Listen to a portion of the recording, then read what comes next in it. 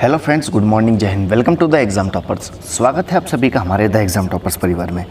RRB, NTPC और group D के लिए काफ़ी महत्वपूर्ण प्रश्नों की सीरीज जो कि विगत वर्षों में पूछे गए हैं उनके बारे में हम डेली डिस्कस करते हैं, जो कि आरआरबी के साथ साथ जितने भी प्रतियोगी परीक्षा होती है, फिर चाहे आपकी बैंकिंग हो, एसएससी हो, स्टेट पीसीएस हो, या जितनी भी सभी राज्यों में आयोजित होने वाली सभी प्रतियोगी परीक्षाओं की दृष्टि से काफ़ी महत्वपूर्ण होते हैं। और ये प्रश्न सामान्य ज्ञान के सभी का समागम होता है, सभी का मिश्रण होता है, जिसमें से अक्सर प्रश्न बार बार रिपीट होते रहते हैं।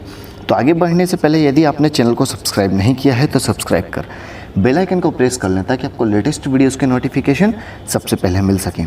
शुरू करते हैं पहले प्रश्न से। पहला प्रश्न है, किस मंदिर में होयशाला भवन कला का सर्वोत्तम उदाहरण देखने को मिलता है? किस मंदिर में होयशाला भवन कला का सर्वोत्तम उदाहरण देखने को मिलता है? द्वार समुद्र मंदिर में। इसका सही आंसर क्या है? द्वार समुद्र मंदिर में होयशाला भवन कला का सर्वोत्तम उदाहरण देखने को मिलता है। भूमंडल पर कर्क रेखा और मकर रेखा के बीच अवस्थित क्षेत्र किस नाम से जाना जाता है, या उस क्षेत्र को क्या कहा जाता है? भूमंडल पर कर्क रेखा और मकर रेखा के बीच अवस्थित क्षेत्र किस नाम से जाना जाता है? दक्षिण समशीतोष्ण कटिबंध कहलाता है। क्या कहलाता है? दक्षिण समशीतोष्ण कटिबंध, कर्क रेखा और मकर रेखा के बीच अवस्थित क्षेत्र। किस क्षेत्र में मौसम परिवर्तन का अधिकतर प्रभाव का अनुभव होता है? किस क्षेत्र में मौसम के परिवर्तन का अधिकतम प्रभाव का अनुभव देखने को मिलता है? उत्तर समशीतोष्ण क्षेत्र में। जब मौसम परिवर्तन होता है तो सर्वाधिक प्रभाव वहीं पर देखने को मिलता है। कौटिल्य का अर्थशास्त्र किस क्षेत्र से संबंधित है? कौटिल्य का अर्थशास्त्र भारत ही नहीं अपितु पूरे विश्व में प्रसिद्ध है। तो कौटिल्य का अर्थशास्त्र किस क्षेत्र से संबंधित है? राजनीति से संबंधित है, राजनीति से। संसद सदस्य बने बिना भी पार्लियामेंट की कार्यवाही में भाग ले सकता है? ऐसा कौन सा संवैधानिक पद है जो संसद का सदस्य बने बिना भी पार्लियामेंट अर्थात संसद की कार्यवाही में भाग ले सकता है? तो वह महान्यायवादी होता है। महान्यायवादी ही संसद का सदस्य बने बिना भी संसद की कार्यवाही में भाग ले सकता है। अगला काफ़ी महत्वपूर्ण है, विषुवत से दूरी किसी क्षेत्र की वर्षा को प्रभावित नहीं करता है? विषुवत रेखा से दूरी किसी भी क्षेत्र की वर्षा को प्रभावित नहीं करता है। भारतीय संविधान की न्यायिक पुनर्वीक्षण विशेषता को किस देश के संविधान से लिया गया है, ये ग्रहण किया गया है?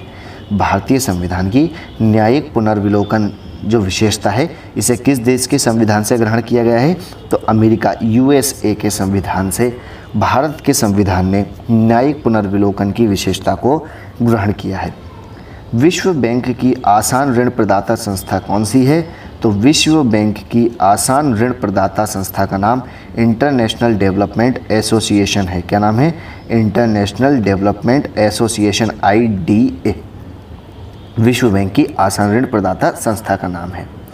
नेक्स्ट काफ़ी महत्वपूर्ण एक शब्द आता है जो कि शारीरिक दिव्यांगों से संबंधित है। उसका नाम बताना है, कौन सा है? शारीरिक दिव्यांगों से संबंधित शब्द डिक्टोलॉजी। क्या नाम है? डिक्टियोलॉजी एक ऐसा शब्द है जो कि शारीरिक दिव्यांगों से संबंधित होता है।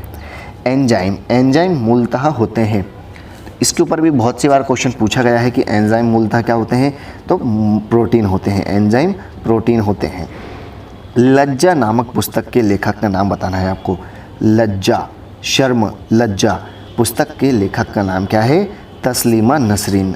तस्लीमा नसरीन ही वे व्यक्ति हैं जिन्होंने लज्जा पुस्तक को लिखा है।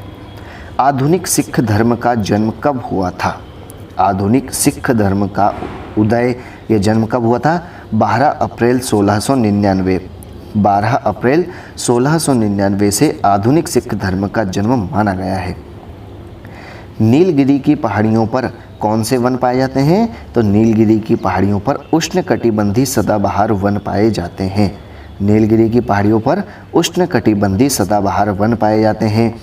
यूफ्रेट्स व टिग्रिस नदियाँ किस देश में बहती हैं? तो यूफ्रेट्स व टिग्रिस नदियाँ इराक में बहती हैं। कहाँ पर? इराक में बहती हैं। विकसित देश ऐसा कौन सा है जिसके पास कोई परमाणु कार्यक्रम नहीं है? विकसित तो है लेकिन उसके पास कोई भी परमाणु कार्यक्रम नहीं है, ऐसा कौन सा देश है? डेनमार्क। डेनमार्क के पास कोई भी परमाणु कार्यक्रम नहीं है। प्राचीन यूनान में प्राचीन यूनान में अपोलो को कौन सा देवता माना जाता था?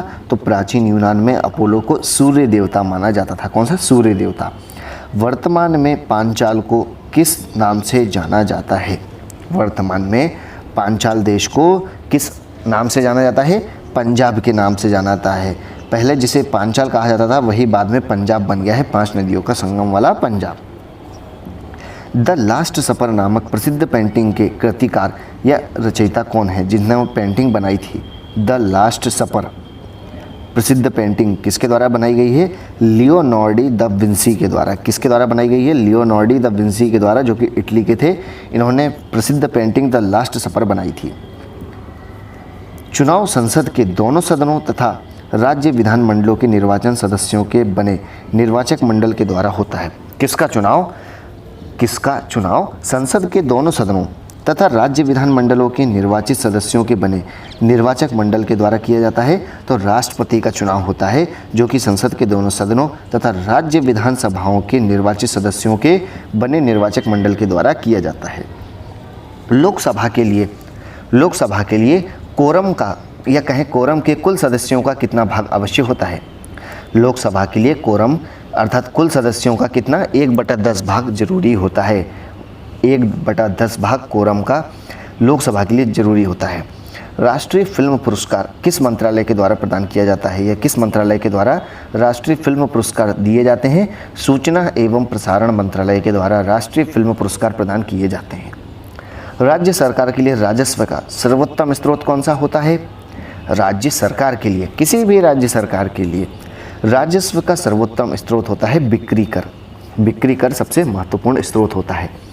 अगला है टेटनस। टेटनस किसके संक्रमण के कारण होता है? तो टेटनस बैक्टीरिया के संक्रमण के कारण होता है। किसके? बैक्टीरिया के संक्रमण के कारण होता है। मुमताज महल जो है उसमें से मुमताज की बात करें तो यह किसकी माँ थी? तो मुमताज औरंगजेब की माँ का नाम था। औरंगजेब की माँ का नाम मुमताज था, जिनके नाम पर ही मुमताज महल पड़ा है। मनुष्य के हृदय की सामान्य स्पंदन गति कितनी प्रति मिनट होती है? कितने बार प्रति मिनट होती है? तो मनुष्य की हृदय की धड़कने की गति, जिसे सामान्य स्पंदन गति कहते हैं, यह प्रति मिनट 72 बार होती है। 72 टाइम्स पर मिनट किसी भी मनुष्य के हृदय की स्पंदन गति होती है। द्वितीय विश्व युद्ध कब हुआ था और इसमें कहाँ पर हमला किया गया था? तो द्वितीय विश्व युद्ध 1939 से 45 के बीच चला था। 1939 से लेकर 45 तक चला था, जिसमें पर्ल हार्बर पर जापान ने हमला किया था। पर्ल हार्बर पर किसने हमला किया था? जापान ने हमला किया था। उड़ीसा राज्य अस्तित्व में कब आया या उड़ीसा राज्य की स्थापना कब हुई थी? तो उड़ीसा की स्थापना 1936 में की गई थी। नोबेल पुरस्कार रॉयल स्वीडिश एकेडमी के द्वारा प्रदान किए जाते हैं। नोबेल पुरस्कार किसके द्वारा प्रदान किए जाते हैं? रॉयल स्वीडिश अकादमी के द्वारा प्रदान किए जाते हैं। और अंतिम प्रश्न है, थीन बांध किस नदी पर स्थित है? थीन बांध किस नदी पर स्थित है? तो यह रावी नदी पर स्थित बांध है, जिसका नाम थीन बांध है। तो यह थे महत्वपूर्ण प्रश्न जिनके बारे में हमने चर्चा की। आई होप कि आपको यह वीडियो पसंद आएगा, तो वीडियो को लाइक एंड शेयर करना बिल्कुल ना भूलें। मिलते हैं नेक्स्ट वीडियो में, तब तक के लिए घर पर रहें, खुश रहें, स्वस्थ रहें। Thanks for watching. जय हिंद।